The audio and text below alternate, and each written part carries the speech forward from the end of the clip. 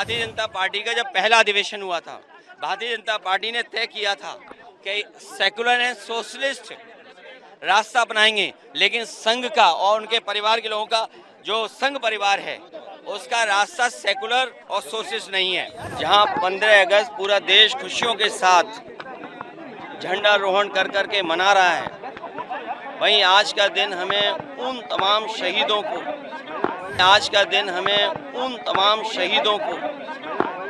याद करने का भी दिन है जिन्होंने अपने प्राण न्यौछावर कर करके इस देश को आज़ादी दिलाने का काम किया। जब भारतीय जनता पार्टी के प्रधानमंत्री जी हैं और भारतीय जनता पार्टी का जब पहला अधिवेशन हुआ था, भारतीय जनता पार्टी ने तय किया था कि सेकुलर एंड सोशलिस्ट रास्ता अपनाएंगे, लेकिन संघ का और उनके परिवार के लोगों का जो संघ परिवार है उसका रास्ता सेकुलर और सोशलिस्ट नहीं है।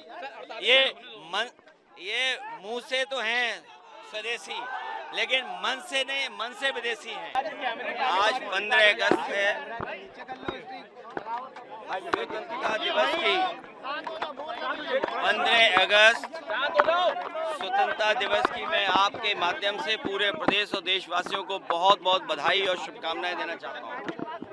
जहां 15 अगस्त पूरा देश खुशियों के साथ झंडारोहण कर करके मना रहा है, वहीं आज का दिन हमें उन तमाम शहीदों को याद करने का भी दिन है जिन्होंने अपने प्राण न्यौछावर कर करके इस देश को आज़ादी दिलाने का काम किया। राष्ट्रपिता महात्मा गांधी, भगत सिंह, चंद्रशेखर आज़ाद, ऐसे तमाम लाखों लाख संख्या में लोगों ने इस देश को आज़ादी दिलाने में अपने प्राणों की भी परवाह नहीं की और जान न्यौछावर कर करके इस देश को आज़ादी दिलाने का काम किया। अंग्रेज जाने के बाद हमारा स्वतंत्र भारत, हमारा अपना कानून, हमारा अपना प्रधानमंत्री, हमारे सभी अधिकार अपने बन गए। आज जब हम 15 अगस्त और स्वतंत्रता दिवस मना रहे हैं, वहीं ये भी हम याद रखें कि हमारे सामने जो दुनिया की चुनौतियां हैं उनको भी स्वीकार करना होगा। जितना हमारा किसान मजबूत होगा, हमारा जितना ही देश आर्थिक रूप से मजबूत होगा, उतना ही नौजवानों का हम भविष्य बेहतर कर पाएंगे। हमारे देश के किसान खुशहाल हों, हमारे देश के उद्योग कारोबारी वो संपन्न हो, दुनिया के बाजार से मुकाबला कर सकें। हमें अपने देश को मजबूत बनाने के लिए कोई भी त्याग करना पड़े, उसके लिए हम सबको, भारतवासियों को तैयार रहना चाहिए। जहां तक समाजवादी पार्टी, डॉक्टर राम मनोहर लोहिया, बाबा साहब भीमराव अम्बेडकर जी, नेताजी और तमाम समाजवादी विचारकों ने जो हमें सिद्धांत दिया, जो समाजवादी आंदोलन दिया, इसी से हमारा देश खुशहाल होगा और तरक्की करेगा। जो गैर बराबरी है देश में, वो तभी खत्म हो सकती है जब समाजवादी सिद्धांतों पर देश चले। आज हमें खुशी है कि उत्तर प्रदेश की जनता ने समाजवादी पार्टी पर भरोसा करके सबसे ज़्यादा सांसदों को जिता करके एक हम समाजवादियों को जिम्मेदारी दी है कि देश को मजबूत बनाने के लिए, देश की एकता को और मजबूत बनाने के लिए हम लोग लगातार काम करते रहें। आज के दिन हम संकल्प लेते हैं कि हमारा किसान खुशहाल हो, नौजवान को नौकरी रोजगार मिले, हम सबका जीवन सम्मान के साथ, और दुनिया में जो हमें मुकाबला करना है उन देशों से मुकाबला कर करके अपना देश सबसे आगे बढ़ाना है। इधर हम देखते हैं कि विदेश नीति भी हमारी कुछ जितनी मजबूती के साथ देश खड़े होने चाहिए थे, आज दुनिया के वो देश हमारे साथ नहीं खड़े हैं।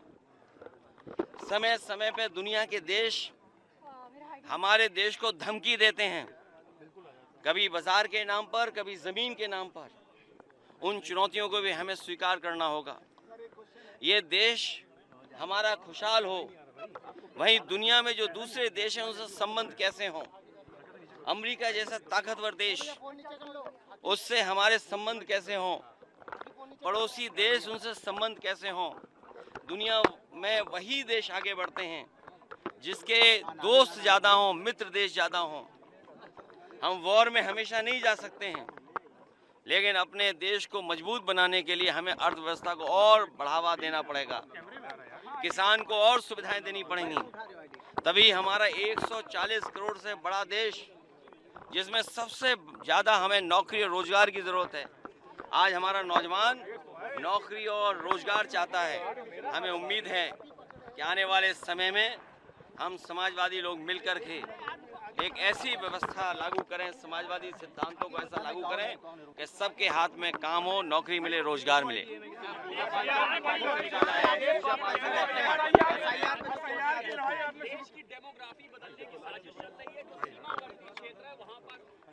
ये प्रधानमंत्री ने मैं आज के दिन ये अपील करना चाहता हूं, भारतीय जनता पार्टी के लोग 15 अगस्त को झूठ न बोलें। कम से कम राष्ट्रीय, जिस दिन पूरा देश 15 अगस्त खुशी के साथ मना रहा है, उस समय कोई भी राजनीति नहीं होनी चाहिए। हमारी सीमाएं सुरक्षित हों, हमारी फौज मजबूत हो, अग्निवीर जैसी व्यवस्था खत्म हो, और हम उन लोगों को भी देखते हैं जो मुंह से तो स्वदेशी हैं लेकिन मन से विदेशी हैं। अगर मन से विदेशी होंगे तो हमारा कारोबार कैसे बढ़ेगा? आज अमेरिका जैसा देश टैरिफ लगा करके हमारे तमाम उद्योगपतियों को संकट में खड़ा कर रहा है। भदोई जैसा जिला जो हजारों करोड़ का कारोबार करता था, आज उसका कारोबार रुक गया है। जो सामान भेजा वो पानी के जहाज में खड़ा हुआ है, ना अमेरिका जा सकता है, ना भारत वापस आ सकता है। ये तो एक उदाहरण है, लेकिन टैरिफ लगने के बाद न जाने कितने कारोबारियों के ऊपर संकट आया है। और वहीं चीन जो हमारा पड़ोसी देश है, समय समय पर हमारी ज़मीन कब्जा करता है, हमारे पूरे बाजार को कब्जा कर लिया। आज सबसे ज़्यादा जो ट्रेड डेफिसिट है तो वो हमारी चीन से है। ये तमाम जो आर्थिक संकट हैं, इनसे कैसे उभरना होगा?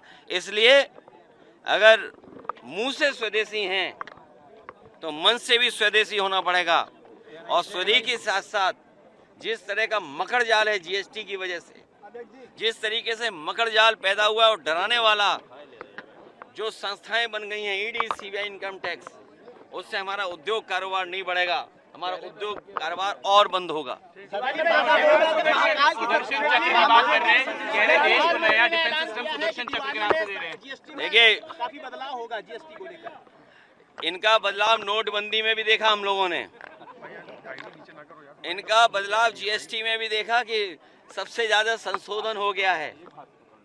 तो इसलिए अभी इनकम टैक्स है जो नया कानून लगाया है, अगर आप 1 रुपया भी खर्च करोगे तो सरकार जानना चाहती कि 1 रुपया कहाँ खर्च किया आपने। ये इनकम टैक्स आपकी आज़ादी को रोकने वाला है, आप पे पाबंदी लगाने वाला इनकम टैक्स है। और हमें खुशी है इस बात की कि सुप्रीम कोर्ट ने कम से कम लोकतंत्र को बचाने का काम किया। जो एक एसआईआर हो रही थी, और भारतीय जनता पार्टी को ये हुनर है कि वोट कैसे काटना है, वोट कैसे किसी का उड़ा देना है। कम से कम इस फैसले के बाद पॉलिटिकल पार्टीज बूथ स्तर पर अपना वोट बचा पाएंगी और अपना वोट जुड़वा देंगी। लाल किले से आरएसएस की तारीफ करी, कह रहे 100 साल उनके पूरे हुए, ये एक बड़ा कदम है आरएसएस के लिए। प्रधानमंत्री लाल किले से तारीफ करी। ये संगी साथी ग्रुप, ये जो ग्रुप है, ये संगी साथी, और भारतीय जनता पार्टी, मैंने कई बार कहा आपसे और फिर एक बार याद दिलाता हूं कि भारतीय जनता पार्टी का जब गठन हुआ था तो भारतीय जनता पार्टी के पहले जो राष्ट्रीय अध्यक्ष बने थे और भारतीय जनता पार्टी के पहले अधिवेशन में ये तय हुआ था कि उनकी पॉलिटिकल पार्टी की विचारधारा सोशलिस्ट होगी, सेकुलर होगी। ये आज फिर सोचना है इनको, और ये जो 100 साल पूरे हुए हैं, इनको अंग्रेज़ों को बधाई देनी चाहिए, क्योंकि सुनने में आता है और कुछ इतिहासकार ये लिखते हैं कि कुछ संगठन अंग्रेज़ों ने बनाए थे जिससे भारत को धर्म के आधार पर विभाजित किया जा सके, हिंदू और मुसलमान की खाई पैदा की जा सके। इसलिए संगी साथियों को भी अपनी पहली विचारधारा जो थी समाजवादी और सेकुलर, उसको याद रख करके देश को और आगे बढ़ाना चाहिए।